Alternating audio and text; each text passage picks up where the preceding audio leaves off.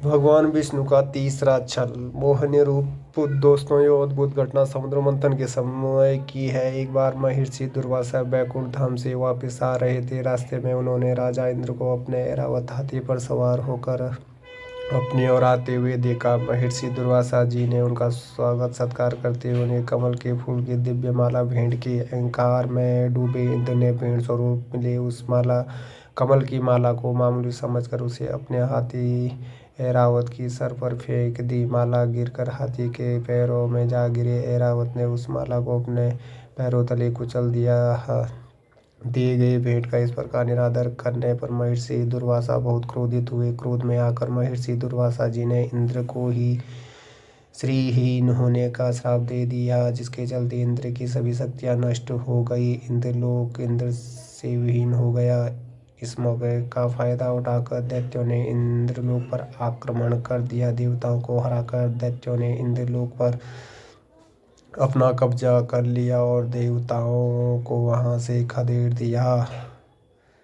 त्राहिमाम करते हुए इंद्र ब्रह्मा जी सहित श्री हरि के चरणों में सहायता हेतु पहुँचे। भगवान विष्णु संसार एवं मानव जाति के कल्याण के लिए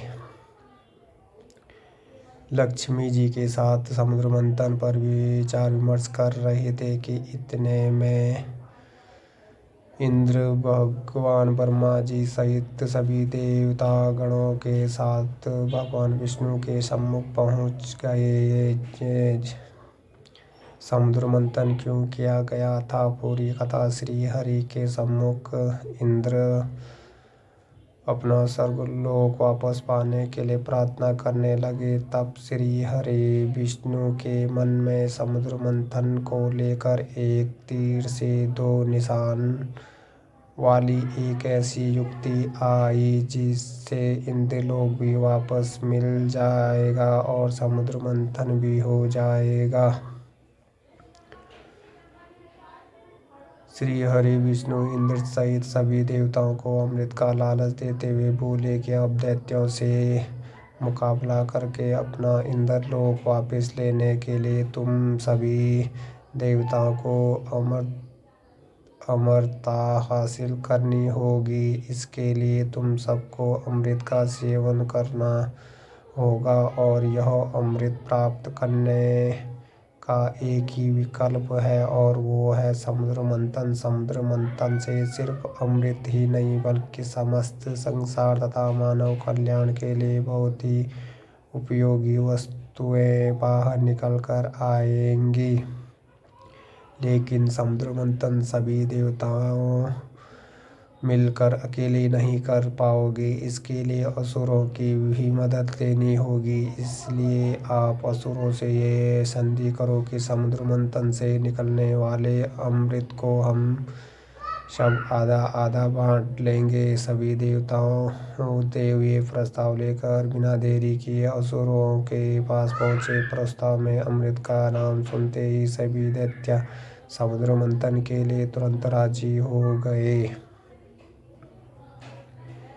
इस तरह भगवान विष्णु के मार्गदर्शन में देवताओं और दैत्यों ने अपनी पूरी शक्ति लगाते हुए मंदराचल पर्वत को उठाकर समुद्र तट पर ले कर जाने की चेष्टा की, लेकिन नहीं उठा पाए।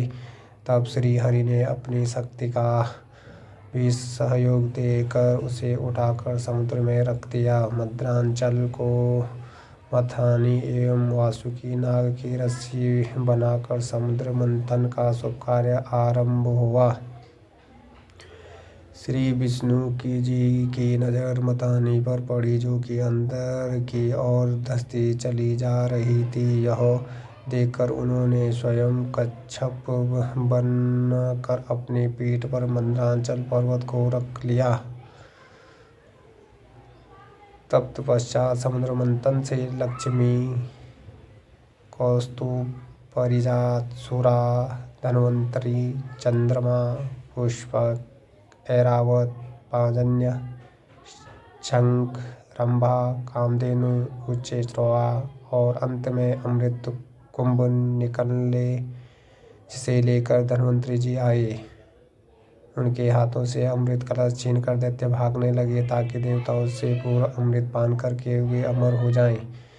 दैत्यों के बीच कलश के लिए झगड़ा शुरू हो गया और देवता हताश खड़े थे। तब श्री हरि विष्णु जी ने एक सुंदर स्त्री का मोहिनी रूप धारण कर देवताओं और दैत्यों के बीच पहुंच गए और उन्होंने अमृत को समान रूप से बांटने का प्रस्ताव रखा।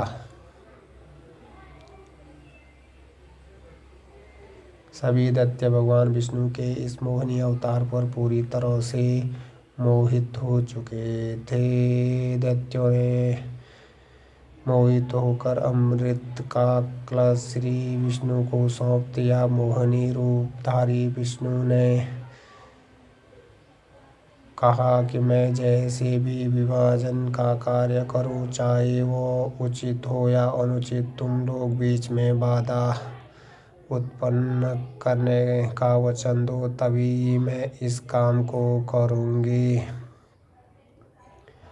सभी ने मोहिनी रूपी भगवान विष्णु की बात मान ली। देवता और दैत्य अलग अलग पंक्तियों में बैठ गए। मोहिनी रूप धारण करके विष्णु ने छल से सारा अमृत देवताओं को पिला दिया। इस छल का जैसे ही पता चला तब तक देर हो चुकी थी। इस प्रकार सभी असुरों ने इंद्रलोक को छोड़ कर चले जाना ही समझदारी समझी। क्यों, अब तो देवताओं को पराजित नहीं कर सकते थे। देवता अमृत के सेवन से अब अमर हो चुके थे।